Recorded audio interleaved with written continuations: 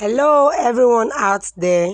I'm actually making this video to answer a, a question of one of my subscribers, and she want to know how to make a crinolini flat. You understand? She wants to know how to avoid the puffiness when she fold it.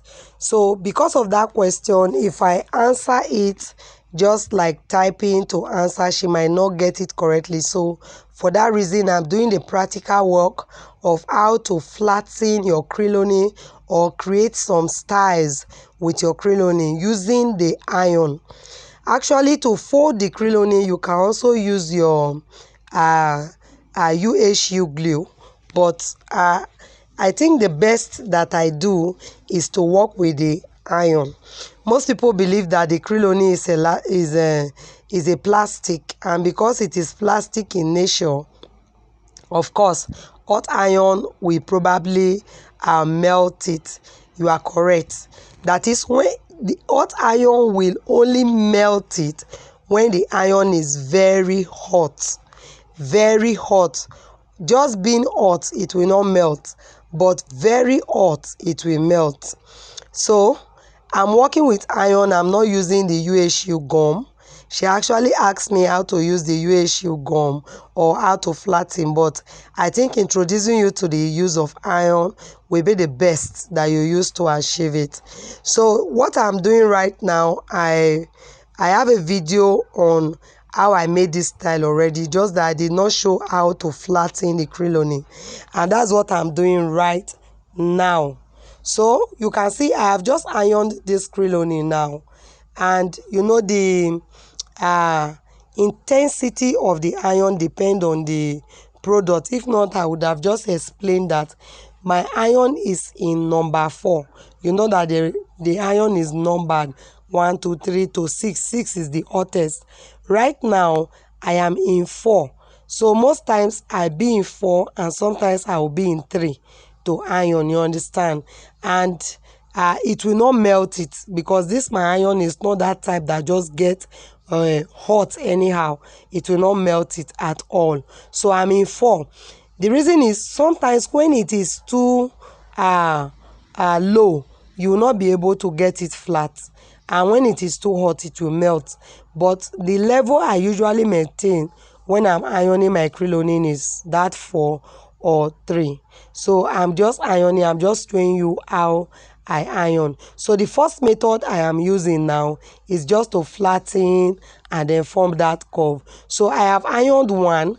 I want to show you the difference between the one that I ironed and the one I did not iron. So you can see the one on top is the one I have ironed.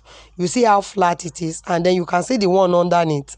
You see how puffy it is. So to get it flattened, I advise that you iron it, and let the iron be hot to a certain limit. The crinolini does not melt quickly. It does not burn like that.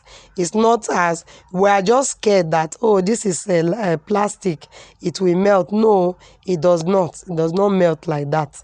It actually can tolerate heat. Yes, but just make sure it's not hot. So after the first pattern, I want to show you how I was able to achieve this. You know, I folded this like bias. You understand, this bias look. So what I did was I measured, that is for my length, I have 20 inches, and you know that this crinolini is the big one, so it is 6 inches, 20 by 6. You can use any length depending on what you intend to achieve. I think the first length I made was actually longer than 20, so you can go with any length depending on what you plan to achieve. So I'm working with 20 inches, and I intend to fold about I think 4 of it. So I'm just trying to first of all flatten them, and then I'll show you how I fold it and what I did to make it thin. You understand? Because you can see that it is thin, and if care is not taken, you might just be tempted to think that I used the cinnamon, but it was crinolini that I used, not cinnamon. So I'm just going to show you what I did to achieve that. Right now I'm done ironing the whole 4, so I'll be taking it one by one and then folding it to achieve that strand. So the first thing I'll do is to fold the first side, and then again, I'm sorry for the color of cloth I used. I should have used a contrasting color that will help. I'm sorry. So after folding it like that, I will now fold it a third time, you understand? So I fold the first, meet at the middle, fold the second, and then I fold it again. This time both edges will meet, and then I will first of all try to use my iron to secure the mark I want. Like I said, Kryloni does not burn in time. It doesn't just melt. You can see that I am actually leaving my iron on top of it. The iron is on. It's in number 4, and yet it's not melting. You understand? But this actually or totally depend on your type of iron. Some iron, even in one, they're already burning before you put them on clothes. So you need to be very careful. Then sometimes when you find out the iron is that type that is usually like too hot, you just have to spread the material on top of the Kryloni while you iron it. You understand? But ironing it directly will not cost anything. So after securing the mark I want, this is what I do to make it thin. So I want you to wash. You can see it's not yet relaxing. It's not yet thin. You understand? It's still like resisting the heat. It's still looking like it's opening. So this is what I will do. I put it under, press it hard. That's I'm going to really put my weight on the iron and then drag the Kryloni. The iron is on. I will drag it tight. The more you drag, the thinner, if I'm permitted to use that language, the thinner the Kryloni will be. You understand? So I press it down and drag it. Drag it. The iron is still in number 4. So while I'm doing it, I keep arranging and then dragging. After dragging the first time out, if I see it's not as thin as I want, I will repeat the process. If it's not as thin as I want, I'll repeat the process again until I get it to be very thin as I want it. Though it's stressful, the way I would like press it down, the energy and everything is sort of stressful. But that's the only way I know how to achieve this, what did I call it at first now? Bias kind of. That is the only way I know. So for me, it's not thin enough. I just want to repeat it now. And I'm repeating it. Just put it under and drag. Press it down. If your power is not enough, look for somebody to press it for you. But I know that your power is enough. I'm just joking. So just drag it out and see. Check the edges and see. Where you still need to repeat the process, just keep repeating it until you get what you want. Like I said before, if the iron is not hot enough, you will just waste your time. You will not achieve anything. If it is too hot, it will melt your Kryloni.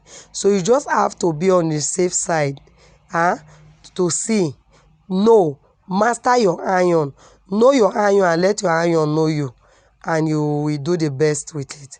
So you can see how flat it is. It's not opening back. It's well secured. I've prepared some of it before. So what we can do with it, let me just show you something. I can use this directly to decorate my fascinator like I am using cinnamon.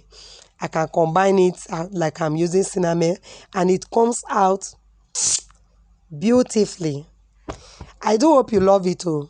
The person who asked this question, I hope you are getting your answers. I want to see it on the comment section that you have seen it and you understood what I've explained. And I even want to believe that you've seen better than, you've received more than what you've asked for. So I can just use it, normally we use cinnamon for this decoration. but you can actually work with Krilloni and you will still get it done. So this is it. This is it. It's so lovely. You can create anything out of it. Yeah, so thank you so much. If you are yet to subscribe to my channel, please do so. Please do so. Please do so. Please do so. Please do so. Subscribe, subscribe, subscribe, subscribe, subscribe, subscribe. Huh? And let's just get it working. Do have a nice day. If you have any question, you can still ask, but I already have video on this. So don't ask me question on this. I have video on it. Have a nice day. Bye.